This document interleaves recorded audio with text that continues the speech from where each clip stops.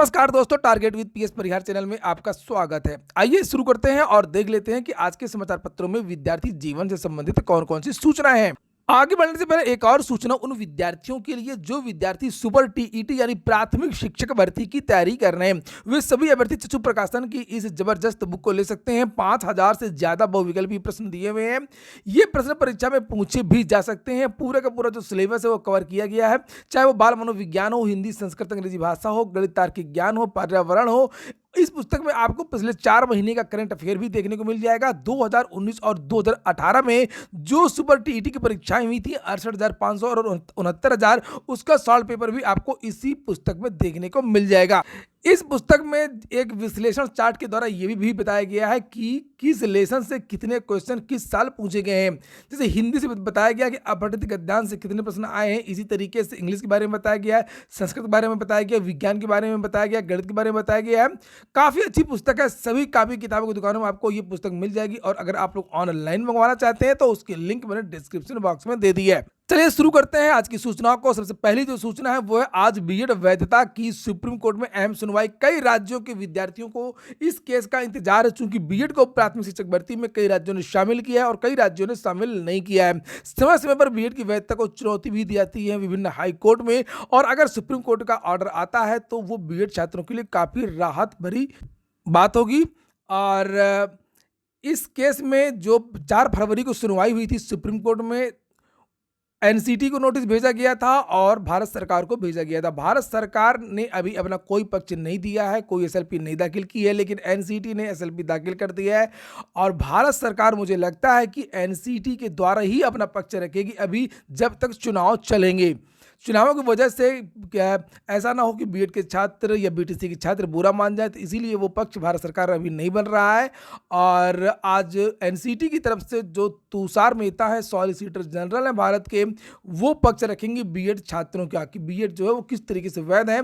और जो गजट है 28 जून 2018 का, वो गजट क्यों वैध है एनसीटी का, जिसमें बीएड को शामिल किया गया था प्राथमिक शिक्षक भर्ती में। आपको पता होगा कि बीएड के छात्रों को राजस्थान में बाहर कर दिया गया है जोधपुर की डबल बेंच द्वारा, हाईकोर्ट के द्वारा, और यही अब बीएड के जो छात्र हैं वो सुप्रीम कोर्ट में चले गए हैं जिसकी सुनवाई होनी है। अगली जो सूचना है वो है सीटेट रिजल्ट, छात्र आक्रोशित। लिखा हुआ है सीटेट का परिणाम फंसा, छात्र मुखार। केंद्रीय शिक्षक पात्रता परीक्षा के परिणाम को लेकर के अभ्यर्थी परेशान है। केंद्रीय स्कूल और शिक्षा बोर्ड की ओर से जारी सूचना के मुताबिक 15 फरवरी तक परिणाम घोषित हो जाना था, लेकिन 6 दिन बाद भी रिजल्ट के संबंध में कोई सूचना नहीं दी गई है। अभ्यर्थी ट्विटर पर भी सीटेट का परिणाम घोषित न होने पर अपना गुस्सा जाहिर कर रहे हैं। उनका कहना है कि या तो परिणाम घोषित हो या फिर सीबीएसई इसकी तारीख सार्वजनिक करे। छात्र प्रभात तिवारी, चिरंजीव त्रिपाठी, महेंद्र कुमार, रेणु मिश्रा का कहना है कि सीटीईटी के बहुत बाद 23 जनवरी को यूपीटीटी कराई गई और उसका जो परिणाम है वो 25 फरवरी को प्रस्तावित है। ऐसे में केंद्रीय बोर्ड की तरफ से देरी समझ से परे है। उत्तर प्रदेश की शिक्षक भर्ती में सीटेट भी मान्य होने के कारण बड़ी संख्या में अभ्यर्थी इसमें सम्मिलित होते हैं। प्रयागराज में ही 40,000 से अधिक अभ्यर्थी इसमें शामिल हुए थे। चूंकि पहली बार ये ऑनलाइन परीक्षा हुई थी, लिखा हुआ है कि अभ्यर्थी स्केलिंग को लेकर के भी चिंतित है। नॉर्मलाइजेशन का भी चूंकि निर्णय लिया गया था, तो नॉर्मलाइजेशन में क्या होगा क्या नहीं होगा विद्यार्थियों को कुछ समझ में नहीं आ रहा कि नंबर बढ़ेंगे या घटेंगे, इसलिए और विद्यार्थी इंतजार कर रहे हैं। अगली सूचनाएं हैं यूपी SSSC की। जैसे यहाँ पर लिखा, अभ्यर्थियों को चयनित न करने की मांगी जानकारी। अभी कुछ दिनों पहले यूपी SSSC यानी उत्तर प्रदेश अधीनस्थ सेवा चयन आयोग ने होम्योपैथिक फार्मासिस्ट के 420 पदों पर विज्ञापन निकाला था और उसका परिणाम जारी किया था। यहाँ पर लिखा कि 420 पदों की भर्ती में सफल अभ्यर्थियों को दस्तावेज सत्यापन के बाद बिना कारण चयनित न करने को लेकर के याचिका दाखिल कर दी गई है। और कोर्ट ने उनसे पूछा कि 14 अभ्यर्थियों को दस्तावेज सत्यापन के बाद में किस कारण से सफल नहीं घोषित किया गया है। यह आदेश न्यायमूर्ति सिद्धार्थ वर्मा ने जौनपुर के पांडे, अंकित कुमार, कृष्ण कुमार व 13 अन्य की याचिका पर अधिवक्ता के एच कुशवाहा व मुजीब अहमद सिद्दीकी को सुनकर दिया है। असल में इन छात्रों को डॉक्यूमेंट वेरिफिकेशन के लिए बुलाया गया और बाद में जो अंतिम चयन सूची जारी हुई उसमें इनको बाहर किया गया है और ये नहीं बताया गया कि आखिरकार इन अभ्यर्थियों को बाहर क्यों किया गया है। और इसी क्रम में यूपी ट्रिपल एससी की भर्तियों में बहुत सारी अनियमितताएं हो रही हैं। कल बहुत सारे जो छात्र हैं, मैंने इस बारे में वीडियो भी बनाया था, कल यूपी ट्रिपल एससी भी गए थे अपने परिणाम को लेकर के, और वहां पर गेट पर बैठे रहे, धरना प्रदर्शन करते रहे कि आखिरकार इनकी जो परीक्षाएं हैं, इनका जो परिणाम है वो कब तक आएगा। खास तौर से कि विद्यार्थी जूनियर असिस्टेंट के थे। ये आप लोग अंदर की फोटो देख रहे हैं यूपी ट्रिपल एससी की।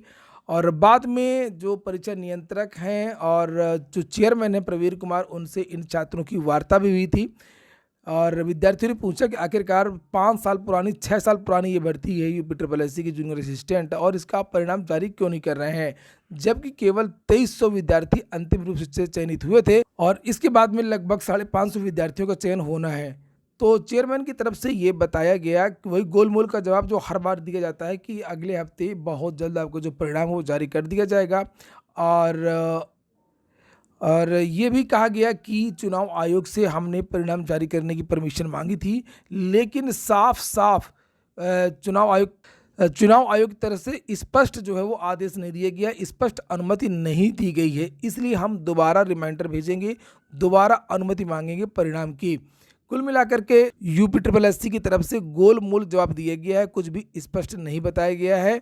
यूपी ट्रिपल एससी में बहुत सारी गड़बड़ियां हैं, बहुत सारी बीमारियां हैं, उनको सही करने की आवश्यकता है। सरकार इधर ध्यान दे कि आखिरकार क्या कारण है कि यूपी ट्रिपल एससी के जो कर्मचारी हैं वो परिणाम जारी नहीं कर पा रहे हैं। चलिए, कम से कम चुनाव है, कोरोना कुछ भी आप समझिए, तो अगर एग्ज़ाम नहीं हो सकते हैं, एग्ज़ाम की अनुमति अगर नहीं मिल सकती है, तो कम से कम जो पुरानी भर्तियां हैं उनके परिणाम तो जारी करवाया जा सकता है।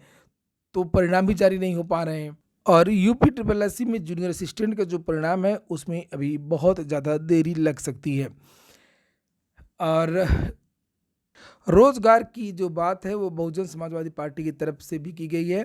हम युवाओं को बेरोजगारी भत्ता नहीं देंगे, रोजगार देंगे मायावती। प्रयागराज में विरोधी दलों पर हमलावर रही बसपा सुप्रीमो, और यहाँ पर कहा गया है कि हमारी सरकार बनाइए बसपा की और युवाओं को बेरोजगारी भत्ता नहीं, रोजगार देंगे, साथ ही आयोग बना करके पुरानी पेंशन व्यवस्था भी लागू की जाएगी। अगली सूचना है चयन बोर्ड की। लिखा साक्षात्कार से 21 दिन पूर्व सूचना देने की तैयारी में है चयन बोर्ड। अवमानना से बचने को आज घोषित हो सकती है साक्षात्कार की तिथि। देर से ही सही माध्यमिक शिक्षा सेवा चयन बोर्ड ने 8 साल से अटकी प्रधानाचार्य भर्ती को पूरी कराने की तैयारी कर ली है। साक्षात्कार मतगणना के बाद शुरू होंगे, लेकिन इसकी तिथि 24 घंटे में किसी भी समय घोषित की जा सकती है। पुरानी भर्ती होने के कारण चयन बोर्ड साक्षात्कार की सूचना अभ्यर्थियों को देने के पुराने नियम 21 दिन का पालन भी करना चाहता है। अब मामले में हाईकोर्ट ने 23 फरवरी को सुनवाई के दौरान यदि चयन बोर्ड की मंशा के मुताबिक 31 मार्च तक का समय दिया तो भर्ती प्रक्रिया पूरी करा ली जाएगी। तो फिलहाल ये हो गया आज का वीडियो अगर आपको अच्छा लगा हो तो वीडियो को लाइक कर दिया करें। जिन छात्रों ने चैनल को सब्सक्राइब न किया सब्सक्राइब कर लें। पूरा वीडियो सुनने के लिए बहुत बहुत धन्यवाद।